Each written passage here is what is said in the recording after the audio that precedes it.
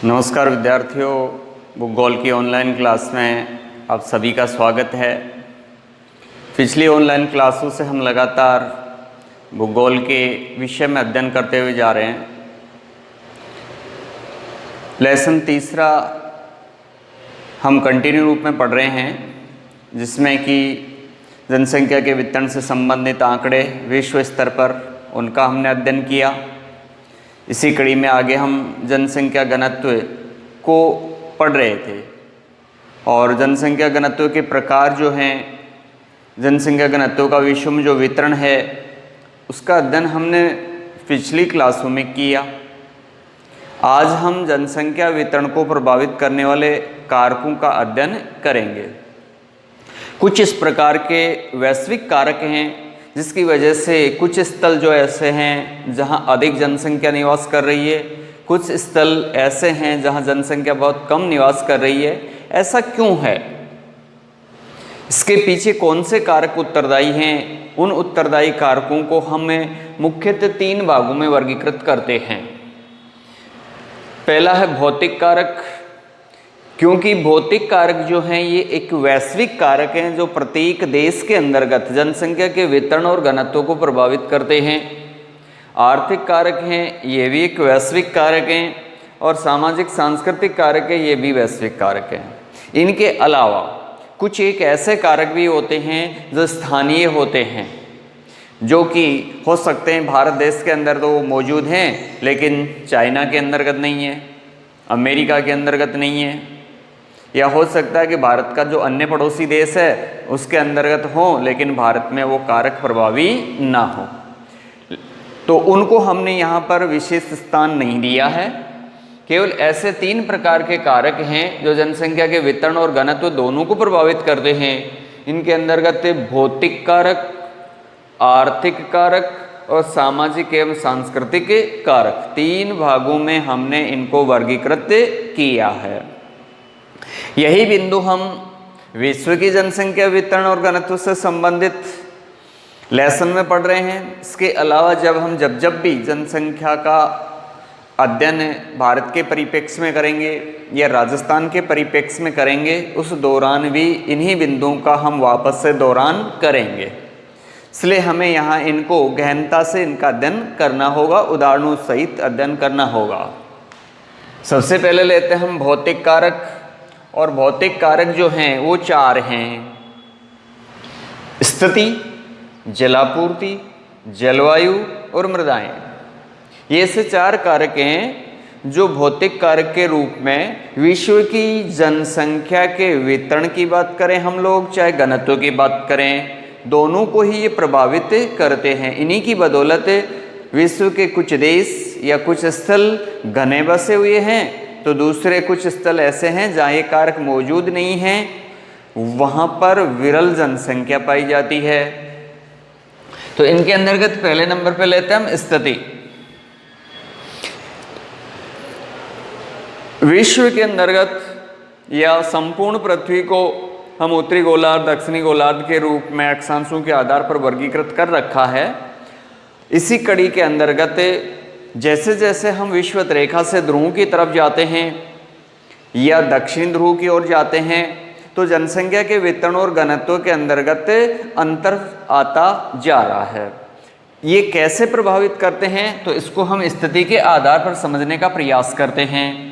स्थिति, जब हम जनसंख्या के वितरण वाले बिंदुओं का अध्ययन कर रहे थे तो हमने एक बिंदु पढ़ा था कि विश्व की 80% जनसंख्या 20 डिग्री से 60 डिग्री अक्षांशों के मध्य स्थित देशों में पाई जाती है, क्योंकि इस अक्षांशीय क्षेत्र में यानी 20 से 60 अक्षांशों वाला जो क्षेत्र है, इसके अंतर्गत जो कि मानवीय बसाव के लिए, जनसंख्या की तीव्रतम वृद्धि के लिए या मानवीय क्रियाकलापों के लिए जो आवश्यक भौगोलिक जो दशाएं हैं वो मौजूद हैं। यहाँ पर इसको आधार बनाया गया है कि हमने जो भूमध्य रेखा के समीप जो अक्षांश हैं वहाँ निम्न अक्षांश इनके बाद में मध्य अक्षांश,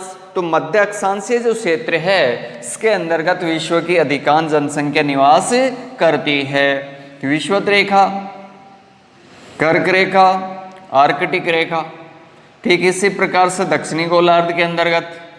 तो ये वाला क्षेत्र ऐसा है जहाँ पर विश्व की 80% जनसंख्या निवास करती है। और विश्व के जो सघन या अत्यधिक जनसंख्या वाले जो देश हैं, सारणी के आधार पर हम देखें तो विश्व के अधिकांश जो बड़े जनसंख्या वाले राष्ट्र हैं वो इसी स्थिति या अक्षांशों की इसी स्थिति के अंतर्गत निवास करते हैं या स्थित हैं। इसलिए ये वाला भाग है वो जनसंख्या के मामले में, और विशेषतः उत्तरी गोलार्ध का, यहाँ पर सर्वाधिक जनसंख्या पाई जाती है। दूसरा बिंदु लेते हैं हम जलापूर्ति। बार बार हम कई सालों से या कई कक्षाओं से हम पढ़ते हुए आ रहे हैं कि जल जीवन का आधार है। जहाँ जल वहाँ जीवन। आज विश्व के बहुत बड़े क्षेत्र ऐसे हैं जहाँ जल की सुव्यवस्था नहीं है। चाहे किसी भी देश की स्थिति पर हम गौर कर सकते हैं, तो जिन क्षेत्रों के अंतर्गत या जिन देशों में या जिन स्थलीय भागों में जल की आपूर्ति आसानी से है, सुनिश्चित है, वहाँ पर सर्वाधिक जनसंख्या पाई जा रही है। क्योंकि जल का उपयोग मानव अपने अनेकों क्रियाकलापों के रूप में कर रहा है, चाहे वो अपने घरेलू कार्यों की बात करें, औद्योगिक कार्यों की बात करें, कृषि संबंधी कार्यों की बात करें, सभी में जल की आवश्यकता होती है। तो इन सब क्रियाकलापों के लिए जल की जहाँ सुनिश्चित आपूर्ति होती है उन क्षेत्रों के अंतर्गत सर्वाधिक जनसंख्या पाई जाती है। उदाहरण के रूप में हम ले सकते हैं कि जितने भी मरुस्थलीय क्षेत्र हैं वहाँ जल की कमी की वजह से ही जनसंख्या का कम आवरण पाया जा रहा है। दूसरी ओर नदियों के आसपास वाले क्षेत्र हैं या नदी बेसिन हैं, या प्राचीन समय से ही जल की सुनिश्चित आपूर्ति होने की वजह से या आदिकाल से ही मानव ने सबसे पहले अपने आवास, अपने घर या नगर या गांव बसाना जब प्रारंभ किया था तो उन्होंने सबसे पहले नदियों को, वरीयत आदि या नदी वाले क्षेत्रों को ही चुना। और आज भी विश्व के अधिकांश नदी घाटी जो क्षेत्र हैं वो सघन बसे हुए हैं, जबकि जहाँ पर जल की कमी है उन क्षेत्रों के अंतर्गत जनसंख्या बहुत ही विरल पाई जा रही है। अगला बिंदु है जलवायु। जलवायु के आधार पर विश्व को हम 3 कटिबंधीय क्षेत्रों में वर्गीकृत करते हैं। उष्ण कटिबंधीय क्षेत्र, शीतोष्ण या समशीतोष्ण कटिबंधीय क्षेत्र और शीत कटिबंधीय क्षेत्र। उष्ण कटिबंधीय क्षेत्र की जलवायु अत्यधिक गर्म होती है, जबकि शीत कटिबंधीय क्षेत्र की जलवायु अत्यधिक ठंडी होती है। जबकि मध्यवर्ती अक्षांश जो हैं वहाँ की जलवायु समशीतोष्ण कटिबंधीय होती है, परिवर्तित जलवायु होती है। इसीलिए विश्व की अधिकांश जनसंख्या परिवर्तनशील जलवायु वाले क्षेत्रों के अंतर्गत निवास कर रही है। या यूँ कह सकते हैं 23.5 डिग्री उत्तरी अक्षांश से 66.5 उत्तरी अक्षांश और 23.5 डिग्री दक्षिणी अक्षांश से 66.5 दक्षिणी अक्षांश के मध्यवर्ती क्षेत्र के अंतर्गत यहाँ की जलवायु परिवर्तनशील जलवायु है, समशीतोष्ण जलवायु है, इसलिए अधिकांश जनसंख्या यहाँ पर निवास करती है। दूसरी ओर विषुवत रेखा के पास अत्यधिक गर्म एवं अत्यधिक आर्द्र जलवायु एवं ध्रुव के समीप अत्यधिक शीत जलवायु की वजह से बहुत ही कम जनसंख्या अर्थात कुछ आदिवासी जनजातियां निवास करती हैं यहाँ पर। तो इस आधार पर हम लोग जलवायु को भी जनसंख्या वितरण एवं घनत्व के लिए मुख्य कारक के रूप में शामिल करते हैं। चौथा कारक है मृदाएं। मृदा को हम गुणवत्ता के आधार पर 2 भागों में वर्गीकृत करते हैं। एक होती है उर्वर, जिसमें कि गुणवत्ता अच्छी होती है, कृषि एवं फसलों की पैदावार जिसमें अच्छी होती है उसे उर्वर कहते हैं। दूसरी अनउर्वर, जिसमें उपजाऊपन की मात्रा कम होती है या नगण्य होती है। इसलिए जहाँ पर नदियों के द्वारा निर्मित या डेल्टाई जो मृदाएं होती हैं वो या अच्छी गुणवत्ता वाली काली मृदाएं या दोमट मृदाएं जो होती हैं वो कृषि का आधार होती हैं। कृषि क्रियाएं यहाँ पर संपन्न अवस्था में होती हैं, जबकि दूसरी ओर जो मरुस्थलीय मृदा होती है या प्रवाहित या स्थापित जो मृदा होती है, वहाँ पर कृषि फसलों की पैदावार इतनी अच्छी अवस्था में नहीं होती है। इसलिए जो मैदानी क्षेत्र हैं, अच्छी मिट्टी वाले क्षेत्र हैं, वो घने बसे हुए हैं या आबाद हैं जनसंख्या के मामले में, जबकि कमज़ोर मृदाएं हैं वहाँ पर कृषि संबंधित क्रियाओं की इतनी अच्छी उन्नत अवस्था न होने की वजह से वहाँ पर जनसंख्या का जो फैलाव है वो बहुत कम है। दूसरी ओर हम लेते हैं आर्थिक कारक के रूप में। आर्थिक कारकों के अंतर्गत पहला है खनिज। खनिज प्रारंभ से ही रोजगार प्रदान करते रहे हैं, खनिज उद्योगों को आकर्षित करते रहे हैं।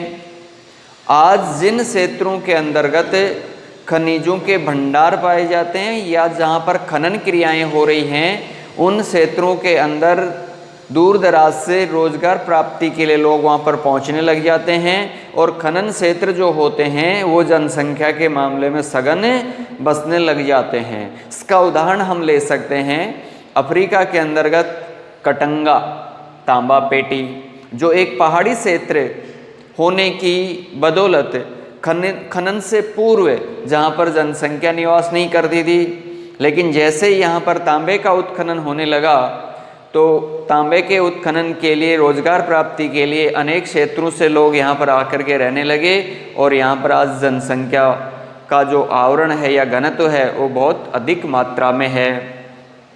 ठीक इसी प्रकार ऑस्ट्रेलिया के अंतर्गत स्वर्ण की खदानें, कनाडा के अंतर्गत यूरेनियम का खनन हो या भारत के अंतर्गत कोयला या लोहा, जो हमारे छोटा नागपुर के पठारी क्षेत्र की बात करें, ये ऐसे उदाहरण हैं जहाँ पर कुछ जनजाति विशेष के लोग रहा करते थे, लेकिन जैसे ही यहाँ पर खनिजों की संपन्नता और उसी के साथ इनका उत्खनन शुरू हुआ, उसके उपरांत यहाँ पर बड़ी मात्रा में जनसंख्या का आवरण पाया जा रहा है। इसके बाद में बात करते हैं हम लोग उद्योग, क्योंकि जहाँ खनिज होंगे, जहाँ कच्चा माल होगा, वहाँ पर उद्योग आते हैं और जहाँ पर उद्योग स्थापित होंगे उन क्षेत्रों के अंतर्गत धीरे धीरे रोजगार के लिए मजदूर और मजदूरों के अनेक क्रियाओं को संपन्न करवाने वाले लोग एकत्रित होने लग जाते हैं, आने लग जाते हैं, उनके आवासीय परिक्षेत्र बनने लग जाते हैं। अन्य क्रियाओं के लिए दुकानें, होटल, ढाबे, स्कूल, हॉस्पिटल, बैंक जैसी सुविधाएं यहाँ पर खुलने लग जाती हैं।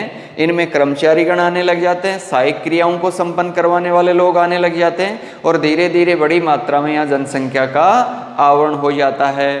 ठीक इसका उदाहरण हम इस आधार पर ले सकते हैं कि जापान का कोबे ओसाका, जो आज एक औद्योगिक पेटी है, ये लगभग 150 साल पहले यहाँ पर जनसंख्या का आवरण नगण्य था, लेकिन इस क्षेत्र के अंतर्गत जितनी बड़ी मात्रा में उद्योगों की स्थापना होने लगी और उन उद्योगों में काम करने के लिए अनेक कर्मचारी एवं सहायक कर्मी आकर के यहाँ पर रहने लगे और उनको अनेक सुविधाएं देने वाले लोग वहाँ पर एकत्रित होने लगे, तो कोबे ओसाका जो जापान का एक औद्योगिक परिक्षेत्र है, यहाँ पर जनसंख्या का एक बहुत बड़ा क्षेत्र और आवरण बन गया। ठीक इसी प्रकार से अगर हम भारत के उदाहरण लें तो हमारे जमशेदपुर, जो आज एक बड़ा सा शहर है, लगभग 1907 से पहले एक छोटा सा गांव हुआ करता था, लेकिन जब से यहाँ पर टाटा आयरन स्टील कंपनी का कारखाना लगा और उस कारखाने में काम करने के लिए और उसके साथ में अनेक कारखाने वहाँ स्थापित हुए, तो एक नगर बन गया। इस प्रकार से जनसंख्या को है जो उद्योग आकर्षित करते हैं और उसका है जो जमाव बढ़ने लग जाता है। इसके बाद में अगला बिंदु हमारा नगरीकरण। नगर ग्रामीण क्षेत्रों से लोगों को अपनी ओर आकर्षित करते हैं, आप्रवास कराते हैं, क्योंकि नगरों के अंतर्गत मानव जीवन के लिए बेहतरीन आधारभूत सुविधाएं उन्नत अवस्था में होती हैं। व्यक्ति शिक्षा के लिए, चिकित्सकीय सुविधाओं के लिए, रोजगार प्राप्ति के लिए, परिवहन जैसी व्यवस्था के लिए साफ सफाई एवं विभिन्न प्रकार की सहायक सुविधाओं की वजह से लोग ग्रामीण क्षेत्रों से नगरों की ओर प्रवास करने लग जाते हैं और इसी का प्रतिफल है कि पहले के छोटे गांव कस्बों के रूप में और कस्बे नगर और नगर महानगरों के रूप में विकसित होते जा रहे हैं। इस आधार पर नगरीय क्षेत्रों के अंतर्गत जनसंख्या का घनत्व एवं वितरण सर्वाधिक पाया जाता है। ये आर्थिक कारक थे। तीसरे नंबर पे लेते हैं हम सामाजिक और सांस्कृतिक कारक, जिसके अंतर्गत धार्मिक स्थल,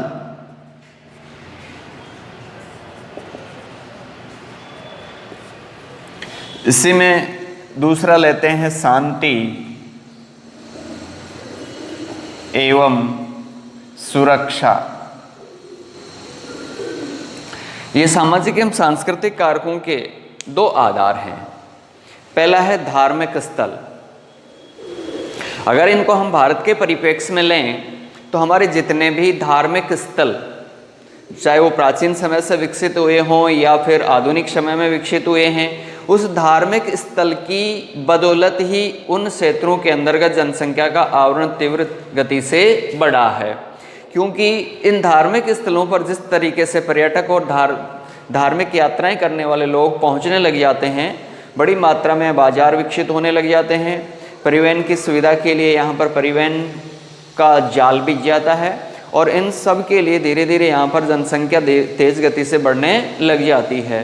तो धार्मिक स्थल जो हैं, चाहे वो विश्व के लें चाहे भारत के लें, सभी जगह पर बड़े रूप में जनसंख्या पाई जाती है और बड़े नगरों के रूप में ये विकसित हो चुके हैं। शांति एवं सुरक्षा, बहुत सारे सीमावर्ती क्षेत्रों की बात करें हम लोग, जिनको कि बॉर्डर एरिया कहते हैं, एक प्रकार से बफर जोन में आया करते हैं। दो देशों के मध्यवर्ती क्षेत्र होते हैं। यहाँ पर विभिन्न प्रकार की शांति से संबंधित या सेना से संबंधित क्रियाएं होती रहती हैं और कभी कभार इन सीमावर्ती क्षेत्रों के अंतर्गत युद्ध जैसी घटनाओं की बदौलत यहाँ लोगों को शांत जीवन व्यतीत करने को नहीं मिल पाता है। ऐसे क्षेत्रों के अंतर्गत जनसंख्या बहुत विरल पाई जाती है। चाहे हम भारत के बॉर्डर एरिया की बात कर लें, पाकिस्तान भारत की हो, चाहे चाइना की बात करें, ये स्थल अलग थलग तो हैं ही हैं, लेकिन इन स्थलों के आसपास जनसंख्या बहुत कम पाई जाती है। इसका कारण यही है कि यहाँ पर हमेशा बॉर्डर एरिया के अंतर्गत अशांति जैसी व्यवस्था होने की वजह से लोग शांत जीवन व्यतीत करने के लिए इन स्थलों को छोड़ करके दूर दराज वाले क्षेत्रों में चले जाते हैं। जिन क्षेत्रों के अंतर्गत शांति कायम रहती है, वहाँ या उन स्थलों को लोग बसने के लिए या अपने आवास बनाने के लिए वरीयता देते हैं। कई बार सरकार भी इस चीज़ को प्राथमिकता देती है कि लोग भीड़ भाड़ वाले स्थलों से विरल स्थलों की ओर जाकर के रहें। उनके रहने की या उनके वहाँ पर स्थापित होने की व्यवस्था या सुविधा सरकार प्रदान करती है। तो इस प्रकार से सरकारें भी लोगों को भीड़ भाड़ वाले स्थलों से विरल स्थलों की ओर जाने को प्राथमिकता देती रहती हैं। इस आधार पर हम जनसंख्या वितरण को प्रभावित करने वाले तीन जो मेजर कारक हैं, जिसमें भौतिक कारक, आर्थिक कारक, सामाजिक और सांस्कृतिक कारकों के आधार पर विश्व की जनसंख्या के वितरण और घनत्व का हमने अध्ययन किया। अगर इन्हीं कारकों को हम ध्यान में रखें तो ये देख पाएंगे कि विश्व के कुछ स्थल जो हैं वो सघन रूप से बसे हुए हैं, जहाँ पर कोई ना कोई इनमें से कारक वहाँ पर मौजूद मिलेगा। जबकि ये कारक जहाँ पर मौजूद नहीं होंगे, वहाँ पर आप देखेंगे तो विश्व का ऐसा क्षेत्र जहाँ पर ये कारक मौजूद नहीं है, वो विश्व स्थल का लगभग 70% क्षेत्र ऐसा है जहाँ पर इन जैसे कारकों की उपस्थिति वहाँ पर न होने की वजह से जनसंख्या वहाँ पर बहुत विरल रूप में पाई जाती है। और उन क्षेत्रों का अगर हम जनसंख्या घनत्व निकालें तो वो लगभग औसत घनत्व आता 3 व्यक्ति प्रति वर्ग किलोमीटर का। जबकि जहाँ पर ये सारी चीज़ें मौजूद हैं, ऐसा उदाहरण हम लेते हैं विश्व का एक देश सिंगापुर, जो विश्व का सर्वाधिक जनसंख्या घनत्व रखने वाला एक देश है। क्योंकि इस देश के अंदर छोटा ज़रूर है, भूमि कम है, लेकिन वहाँ पर ये जो सुविधाएं हैं वो बहुत आसानी से उपलब्ध होती हैं। इसलिए इसका जो व्यक्ति घनत्व है 7797 व्यक्ति प्रति वर्ग किलोमीटर का, जो विश्व का सर्वाधिक घनत्व रखने वाला ये देश है। दूसरी ओर जहाँ पर ये सारे कारक मौजूद नहीं है, जिनके अंतर्गत अगर हम बात कर लेते हैं, मंगोलिया है, आर्कटिक क्षेत्र हैं, सहारा का मरुस्थलीय क्षेत्र है, दक्षिण की ओर लें तो ऑस्ट्रेलिया का दक्षिणवर्ती क्षेत्र है। ये ऐसे क्षेत्र हैं जहाँ 1 किलोमीटर विश्व क्षेत्र के अंतर्गत एक व्यक्ति का घनत्व निकल करके आता है, क्योंकि इन स्थलों के अंतर्गत ये सभी कारक वहाँ पर मौजूद नहीं हैं। तो इस आधार पर हम लोग, चाहे प्रश्न जनसंख्या वितरण को प्रभावित करने वाले कारक से संबंधित आता हो या जनसंख्या के घनत्व को प्रभावित करने वाले कारक से संबंधित आए, उत्तर दोनों का समान है। और ये जो कारक हैं ये किसी भी देश की जनसंख्या के साथ जुड़ते हैं, चाहे हम राजस्थान के परिप्रेक्ष्य में इसका अध्ययन करेंगे, आगे भारत की जनसंख्या वितरण और घनत्व के इस परिप्रेक्ष्य में अध्ययन करेंगे, और यहाँ पर हम विश्व के परिप्रेक्ष्य में अध्ययन कर रहे हैं। तो इन सभी का आधार समान है, उत्तर समान है, मगर केवल उदाहरण के रूप में जब हम लेंगे कि भारत के परिप्रेक्ष्य में पढ़ेंगे तो भारत का उदाहरण इसके साथ जोड़ करके देखना है, और जब विश्व के परिप्रेक्ष्य में ये लेंगे तो हमें विश्व का उदाहरण इसके साथ जोड़ करके देखना है। तो इस आधार पर हम जनसंख्या के वितरण और घनत्व को प्रभावित करने वाले कारकों का अध्ययन हमने किया है।